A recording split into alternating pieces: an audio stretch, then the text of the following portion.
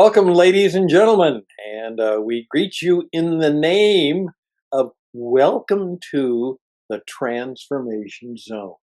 Is that where you'd like to be in your life, in the transformation zone?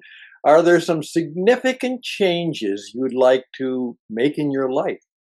Some significant changes, maybe significant differences that you would like in your career, in your business? What would you like your life to be like in the next 6 months that could be profoundly different? Are you just tired of it all? Do you really want to be more fully alive? Maybe transformed? Well, that's what this program is all about. And I welcome you to a whole series of perhaps life adventures and episodes, which we call the Transformation Zone. And we're doing this in cooperation with my good friend and colleague, Joe Pine, who has just finished writing and is now promoting his book called The Transformation Economy. Well, the word transformation has been used for years. It has received encouragement in the last few years as people have decided that maybe just managing change isn't good enough. Maybe just improving won't be good enough. Maybe we really need to be a little bit, maybe a whole lot brand new. Maybe we need to be transformed. Maybe our businesses should be transformed. Maybe our society and our country should be transformed. We really need a transformation. Well, if that's a little bit of where you're about and a little bit of where you're at, I think we can be very helpful to you, and that's what we'd like to audition to be. A little bit of an encouragement, yes, but also a little bit of an encourager and a coach so that you can begin to live more fully in the transformation zone. Now, one of our key insights, and we think we're rather unique about this, at least I've put it out there and no one has said, we've done that before. But what I have come to the conclusion is, and shared with a number of you, is that I believe that when you look at our lives in their totality, that we actually go through what I would call 7 stages or 7 zones of a full life. And these zones are based on the idea that the term zone has usually meant, obviously, a place, a space, the no parking zone, or, the no firearm zone, or the good thing. This is the performance zone. And the term is oftentimes used when someone is actually performing at their best. I can remember when I was watching a basketball game, and it really, all of a sudden, this one guy went and took a three-pointer, zoom, bingo, swish. Next time down the court, he did the same thing. Bingo, swish. And third time, he got the ball, three-pointer, swish. And of course, what happened was that the commentator said, he is really in the zone.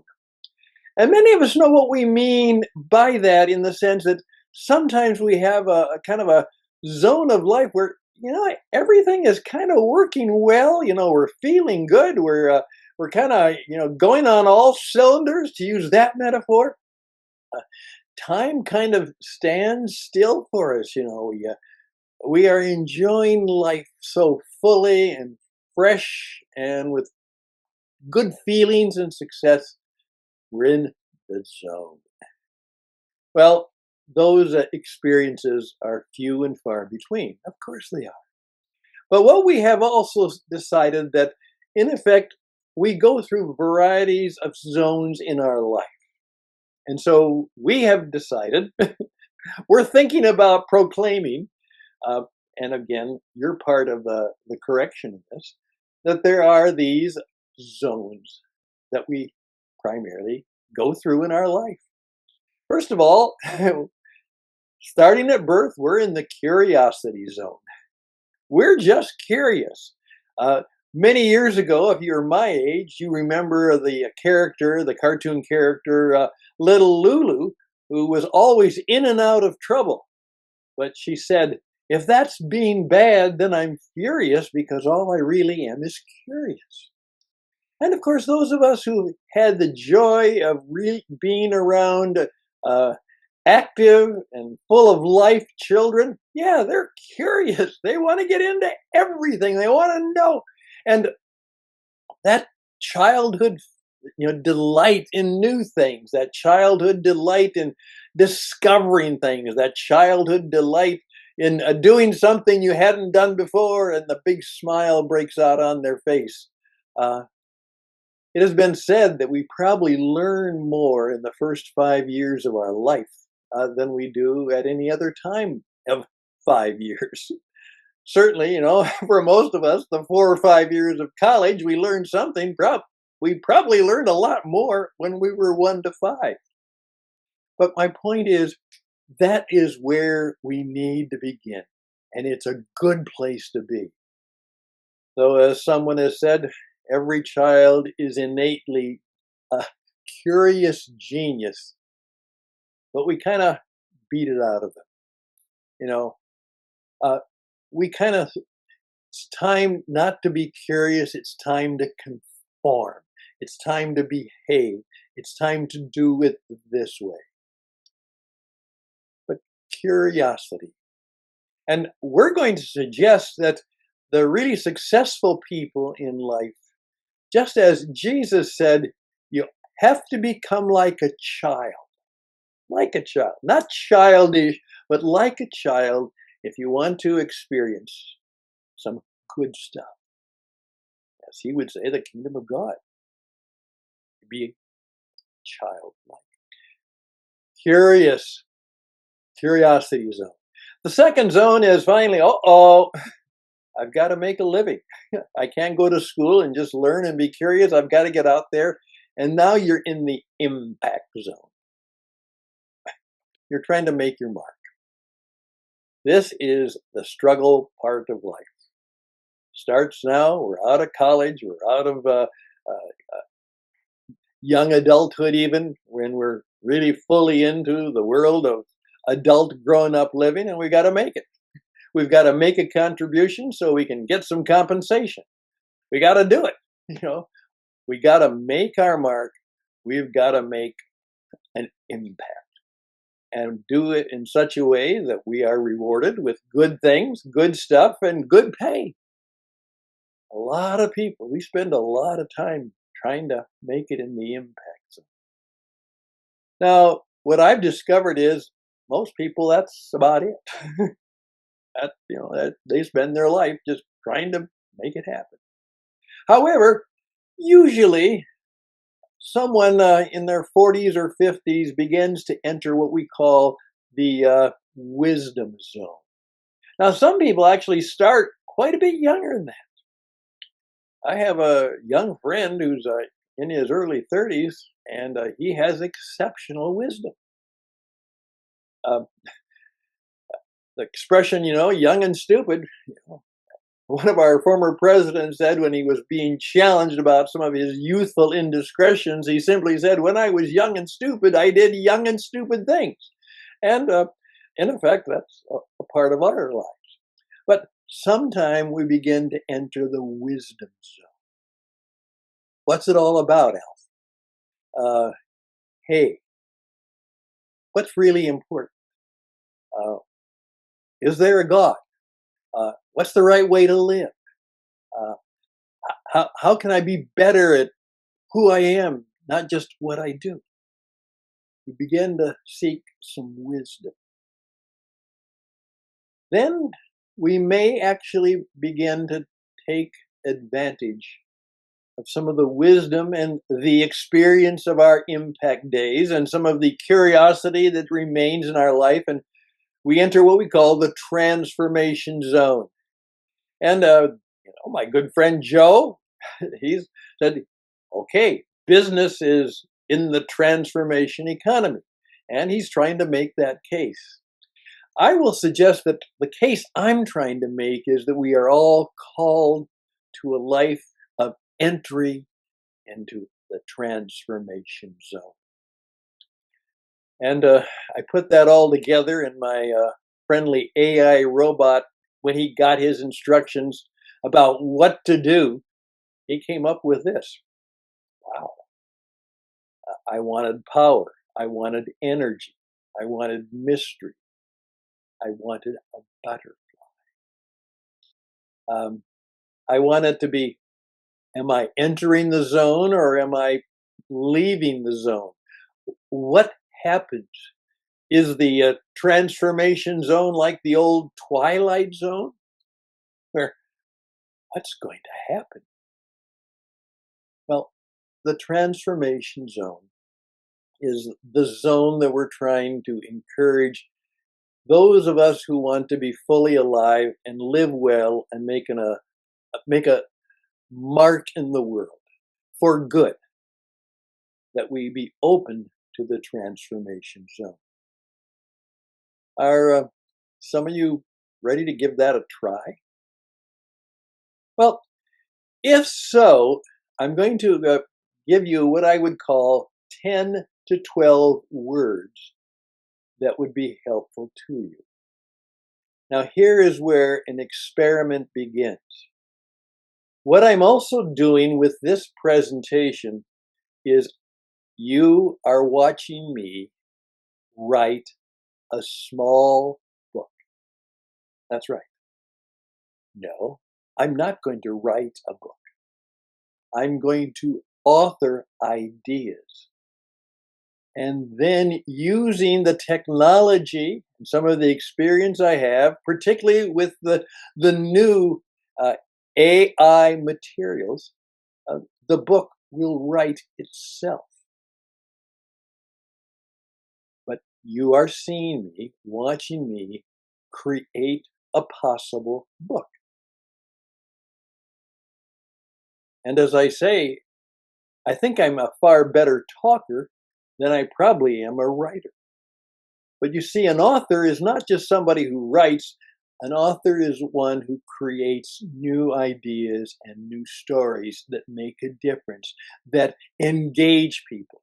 And that's why, in effect, everyone who enters the transformation zone has to become and appreciate storytelling. Remember that. If you want to be in the transformation zone, you must learn the art of storytelling. Now, here we go. There's about 10 to 12 other words that you need to be familiar with if you're going to be in the transformation zone. Now, I'm not going to fully explain them because that will be part 2 after the book has already gotten its first draft done by this performance.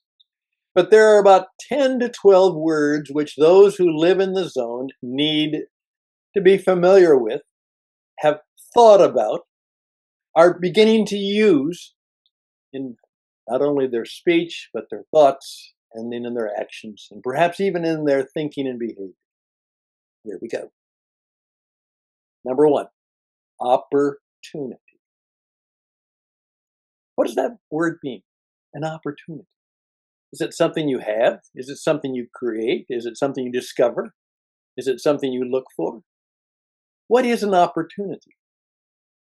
Um, Many people, and I'm one of them, who've said to people who are looking for engagement in employment, I say, no, I don't have a job for you. We don't have jobs, but we do have opportunities. Is there a difference? Opportunity. What happens when you encounter and use that word? Number 1. Number 2, adversity. Adversity. I'm known as one of my signature sayings Adversity is part of the plan. Get used to it. Adversity. Mm. It's usually difficulty. It's hard times. It's things I don't particularly like. It's things that hurt me or discourage me or make life difficult for me. Adversity. Another A word, adventure. What does that mean to you? It's an adventure. Now, at my favorite dude ranch, the White Stallion Ranch in Tucson, Arizona, they have a little sign like this, and it is by the horse riding stables, and it says, "Chess is a game. Tennis is a sport. But horse riding is an adventure." What does it mean if something is an adventure? If it says a person is adventurous, what does that mean? Another A word, and by the way, this has a subtle meaning, and sometimes the two words are put together, and sometimes they're combined in a different set. That's why I say it could be 10 words, or 12 words, or 11 words, or maybe it's 13, but mostly likely about 12. Ambition. What does it mean to be ambitious? To have a sense of ambition. What does that mean to you? Is it, you, are you a little bit frightened by that? Do you have ambition? Are you very ambitious? Now, related to ambition, which some people think of as primarily a state of thinking and of being, but along with that is aspiration. And what they're usually saying is that your ambition has matured to the point where you have certain things that you are ambitious about. You have aspirations. You have some specific behaviors and specific goals. You have aspiration. You're an aspirational person. You're not just ambitious, you have a sense of aspiration. Here's the tough one, imagination. You've got to get ready to use and be and think imagination. In fact, this is one of the hardest ones for so many people. In fact, we're going to put together a little coaching experience about how to gain, create, become, how to, in effect, put your mind, heart, and spirit so that you have a healthy and creative imagination. What does it mean to have a high sense, a high venture of imagination? What about the next one? Fascination. It was fascination, I knew it was. If you're as old as me, you may remember the original Star Trek with William Shatner and Leonard Nimoy and Kirk. Captain Kirk was just that, the captain. But his second officer was a half human and half Vulcan being in the outer space of the 25th century. By the way, the fun thing about that was that finally in the 25th century, the computer could talk. But you had to wait till the 25th century before that would ever happen. Yeah. And whenever Spock encountered new things, he oftentimes said, fascinating. That was the only judgment he oftentimes made. Fascinating. What is your sense of fascination? What gives you a sense of what that word would mean to you? All right, we're in the transformation zone. Here's the big A word, apprehension. What does that word mean to you? Apprehension. What are you apprehensive about? What are some of the things that are causing you present day apprehension? How do you handle apprehension? The twilight zone will oftentimes bring you into a place of apprehension. Are you courageous enough to go there? Here's the one that is a little different. I believe that when something really is a transformative, it is truly transformation. And when you go through it and when you experience it, it defies explanation. Cause and effect doesn't always work.